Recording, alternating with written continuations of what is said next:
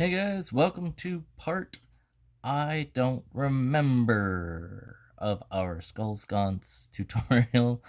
My name is Keith Busher. This is the Art of Keith Busher Precious Mutations. We are mutating these everyday boring sconces, these candle sconces that hang on your wall, into a creepy kind of skull shish kebab type element thing going on, where the spike is coming down through the three heads, but you already knew that because you've watched the previous 12 parts that go along with this. So today we get to work on the bigger skull, and I went ahead and I did the gums and the teeth and the eyes already on this piece because you guys watched me already do that on the first two heads, so you don't really need to watch me do that again. It's basically the same procedure. I really like how the expression is on this guy. I like his nose. I kind of like the way the skull already is. So I'm going to put minimal amounts of flesh on this guy because he kind of looks like he's surprised and startled. So I wanna just kind of do the bare minimum. Like, he's been on this spike for a little while, and he's really just sallow and sunken and just kind of barely got any skin left on him. So he's just like rawhide on bone type of thing. So I'm mixing up my clay, my 2-part clay. As usual, as always, we are using Abe's Epoxy Sculpt. This is the pink this time. If you want to follow along and build along with us, you can use your own clay, but I highly recommend this one because it is a self-drying clay. We can't bake because I'm using plastic skulls. You can purchase this. It's a self-drying clay at www.avesstudio.com. There's 2 S's in there. Don't get confused. And if you don't feel like purchasing it, if you want to try and win it, right now we're having a contest. We're having a giveaway contest to win some epoxy sculpt. All you have to do is subscribe to my channel, which hopefully you've already done, and go over to Aves Studio LLC on their YouTube channel and subscribe to them. And on August 1st, if your name is on both of our subscription lists, then you will be entered for a chance to win 1 pound of Aves Epoxy Sculpt and 1 ounce of their safety solvent, which I'm learning all kinds of new tricks with every day. I've learned that it not only cleans your tools, but it's great for smoothing the clay out without altering its composition. And it's really good, actually, if you just dip your tools in it while you're using them so that the clay doesn't try and stick to your tools and bounce off and pull off what you've just accomplished. Okay, so that being said, let's move ahead with our piece today. What we're going to do, like I said, is just kind of start doing, I just want to put kind of the minimum amounts of flesh on this guy. So the fattiest parts of your body, of your face, are the first ones that tend to disappear. So what is a fatty part of your face? All depends on on who you ask and how fat they are, I suppose. But in this case, I'm talking about lips, and I'm talking about your nose and your eyelids, stuff that doesn't have much to it. So this guy's gonna be quite bare. So we're not going to use as much clay. Basically, that's the whole trick to this, is we're just going to use the bare minimum amount of clay to kind of fill in these spots. Don't worry about underneath here. We can always add that in later if we so choose, or we may not choose because it might get filled in. And we're just going to kind of go over the existing bone. And this is why, if I'm doing my own piece, if I'm building and I'm not using a plastic skull, these are the reasons. This shaping and this doing this sort of thing are the exact reasons why I do build a skull out of clay or styrofoam or whatever it is, so that I have a basis to build off of. Okay, so yeah, so basically it's the same, only we don't have to build out our fat chubby lip anymore. We're gonna use some of our tools here. I'm actually going to pull out our solvent so so that I can dip my tools in it. I really hope I don't knock it over now that I've cursed myself. I'm going to knock it over, I know. Okay, and we're just gonna flatten it out as much as possible. You know, it's gonna deteriorate in different rates, so it's not gonna be like a nice smooth recession. We're gonna just take our tool and we're gonna pull it up as much as we can, because it's still gonna have some parts where it wants to hold on to where it was before, and then you just push it back again in areas, and that gives you the illusion where some places it's pulled away and some places it stayed. Okay, so I'm going for very deteriorated. I'm going to try and make this, I'm going to try and kind of accomplish as much as I can on this face for you today. So you see, right, and then you're just adding texture and lumps, like it's basically been hardening, and like you think of like mummified skin, that sort of thing, and it's usually pretty wrinkly. It's like leather. Think of it like a really old person. Sorry if you're really old, but think of like a really old person, and there's a lot of like, you've lost your elasticity, so your skin's not as taut anymore. You've got wrinkles and those sorts of things. Okay, so we've got that part done. Remember, I know it's been a few days since I posted a video on this piece, but remember this guy's head was attached pretty close to this guy's. So now I've screwed the two pieces together. I'm pretty much committed at this point that these two pieces are not coming apart anymore. So this clay is going to have to fill in some of these gaps, right? But we still want to make it kind of look a bit natural. We can wait until this clay is dried and try and work it in, but I'm gonna give it the old college try and try and fill it in now so that we get a nice seamless blend here. We don't want to take away too much from the details of the guy underneath. We just want to make it look like this guy's jaw continues underneath here. And don't worry too much about details, because nobody's going to pick up your sconce, take your sconce off the wall and really scrutinize it too much. Plus we might add some hair sticking out from this guy's head and that sort of thing. You know, the devil is in the details. Absolutely, you want to make it look as realistic as possible, but you know, remember that the average person is not going to like really pick apart your piece, and unless they're like a real big jerk, in which case you probably don't want them in your house. They're not going to be like, well, that looks dumb because that's not realistically what's going to happen to your face as it deteriorates, right? They're going to be like, oh, that's, chances are, if this is hanging in your house, chances are most people are going to be like, great, that's not terrifying at all.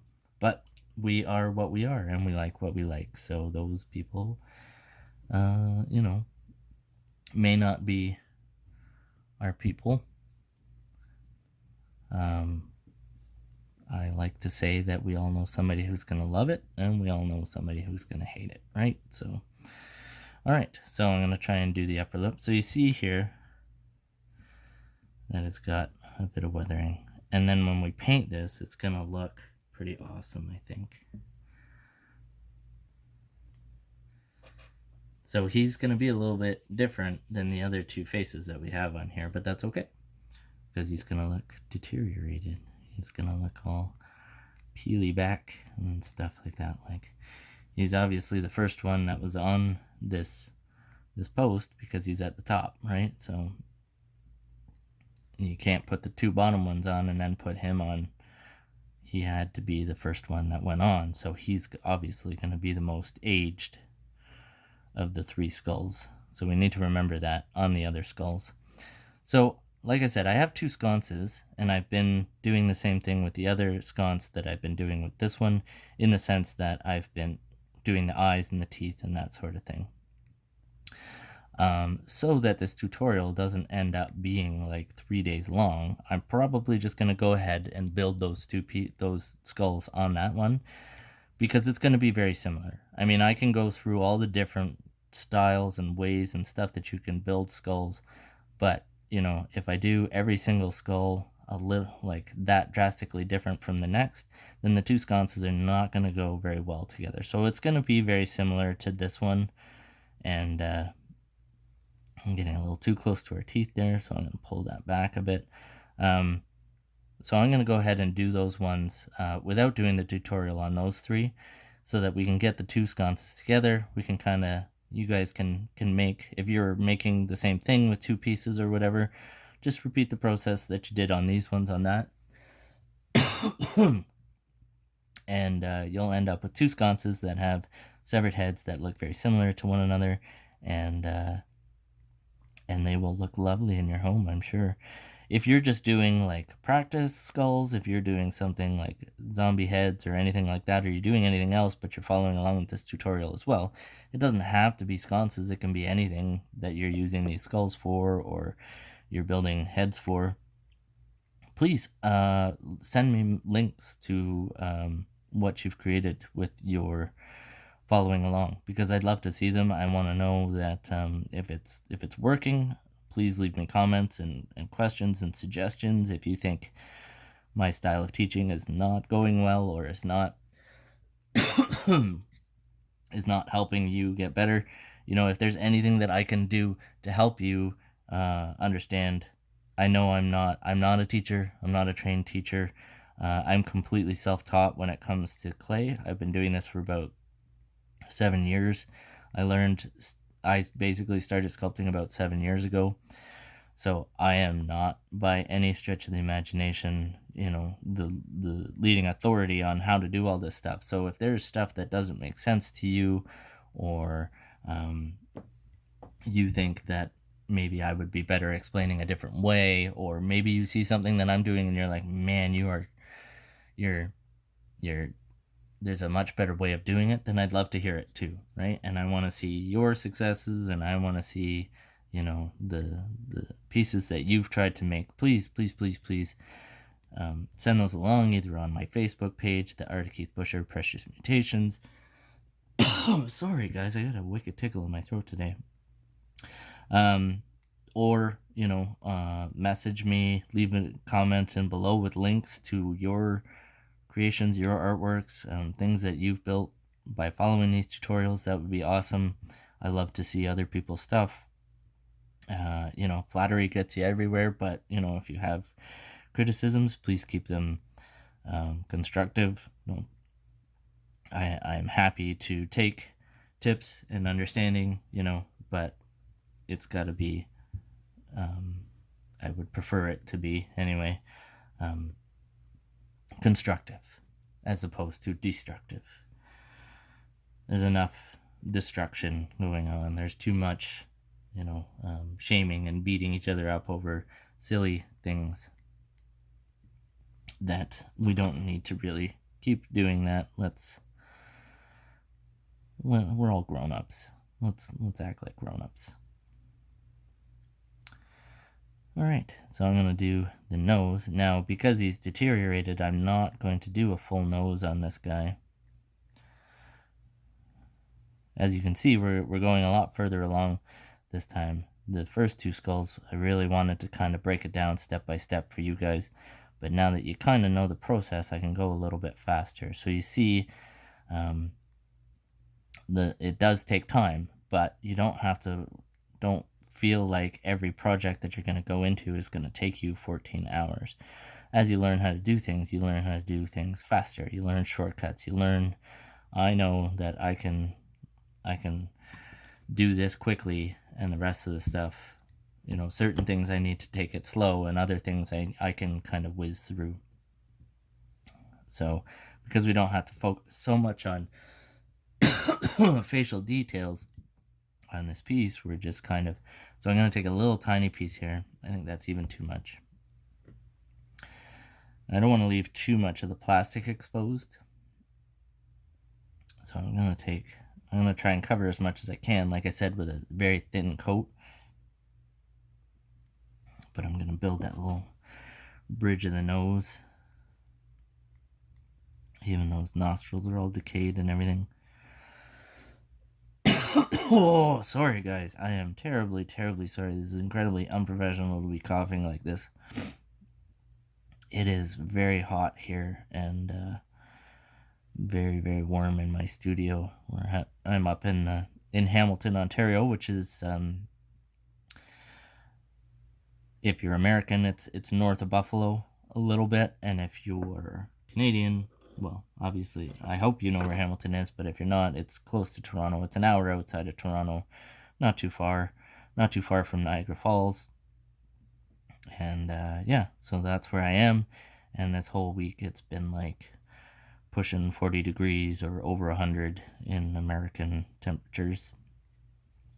And it is sweltering. I have no air conditioning. I have heating in my studio, which I'm not obviously don't have on right now, but I I don't have air conditioning in here. Oh, excuse me. My goodness. So I noticed when I was working on this side that there's a little air pocket in here, and I actually really like that, so I'm gonna leave that there. But I'm gonna build up the jawbone back down. We can rough this up a little bit so it looks a little more like it's caved in on itself.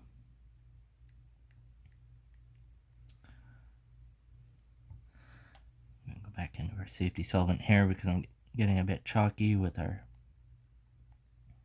with our clay. Please stop coughing. Please stop coughing. Don't need to cough. Don't need to cough. Oh, sorry. Jeez Louise. Okay. So we're really starting to see, really making some progress on him just tonight on a short amount of time. Because like I said, we know all the rules. We know how the process works. We're just going to kind of plow through this one a little bit faster. And then, like I said, it might be a few days before I do the next video, because I really want to finish the other skulls on the other sconce, because what I want to get to for you guys is painting, because painting is really going to make a huge difference in this piece, because you really start to add depth. I've had pieces where I'm like, oh, this is terrible, I hate this piece and it's awful and I don't like it, and then I start painting it and I'm like, oh, it just needed, that's all it needed. It needed some depth, and the paint can really make or break a piece. The paint can really bring a piece to life that's just struggling, no pun intended, because we're making zombies and stuff. But so we're just going to go up into the eye here a bit, but we're going to have it, remember, we're trying to make them as shallow as possible, and we talked about the fact that fatty tissue, when your body is deteriorating, is the first to go. So things that are just skin, where there's no cartilage, no bone, like the tip of your nose, your eyelids, your lips, those are the first things that really start to go, that really start to deteriorate. I don't know if you guys can kind of see what's happening here. So we still have our orbital bone, so we need to make sure that sticks out a little bit. But we're gonna add our deterioration wrinkles. But he's not gonna have eyelids anymore, so he's gonna have a very open-eyed, wide expression. You can see the details in there. Pardon me. Okay. Now we'll do the other eye. And then I'm going to add a little bit of texture with our orange peel, and then we'll call it a day on this piece and let it dry a little bit before we go into the brow and the other stuff. We'll do that tomorrow, and then we'll take a couple of days off for you guys, and I will work on the other pieces, and then we can get into a bit of the painting tutorial on how to create depth. And I hope you're prepared for that, because I'm going to make you work on that one too. It doesn't stop with the sculpting. When I talk about layers and when I talk about building out and everything like that, I generally put a minimum of about 4 layers of paint on each piece that I make. So be prepared that we are going to be doing bases and then letting that kind of dry up a little bit, and then we'll be doing adding in a little more tone and depth where we want it to be more like bruised, and where we want it to be look like blood has pooled, or just run out and that sort of thing. And the reason that I'm going to sculpt the other pieces first, and this is a foreshadowing piece. The reason that I'm going to sculpt those other pieces before we start painting is because we do want continuity. We want the pair of sconces to look like they were built at the same time, like they belong together, that they are a pair.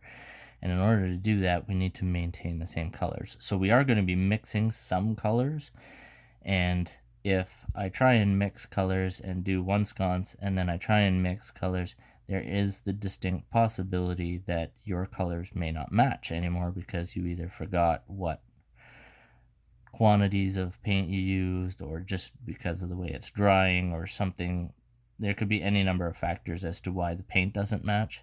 And if that's happening, then your pieces are going to look weird. So what I'm going to talk to you about, and what we're going to touch on, is mixing enough paint that we can paint both sconces at the same time, so we have a consistent color palette, but also that we're going to talk about storing that paint so that if you need to come back and do highlights with a similar color or that color, then you still have some of that on hand.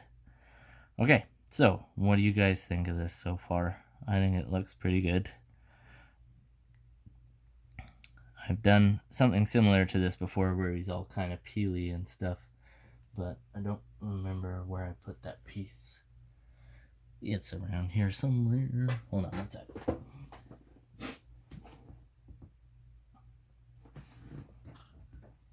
So this guy is a kind of a dehydrated, raw looking type of head, and that's kind of where we're heading towards with this guy.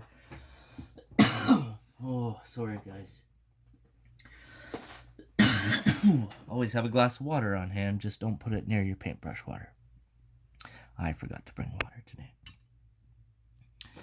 And so we're just gonna kind of round it. Oh, sorry about that. I'm just gonna round this eye out a little bit more. We're making it really look like there's, oh, sorry. Again. Sorry. Very Canadian of me. Sorry. So we want it to look like there's like no eyebrows left, right? Okay, I think we're doing pretty good. So we're gonna leave this piece for now. And, we're gonna add a little bit of texture with the orange peel, just in some of the spots and in betweens. Just make it kind of, just the high spots to make it look like rotting flesh, right?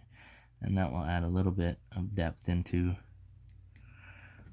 those high spots that we talked about before.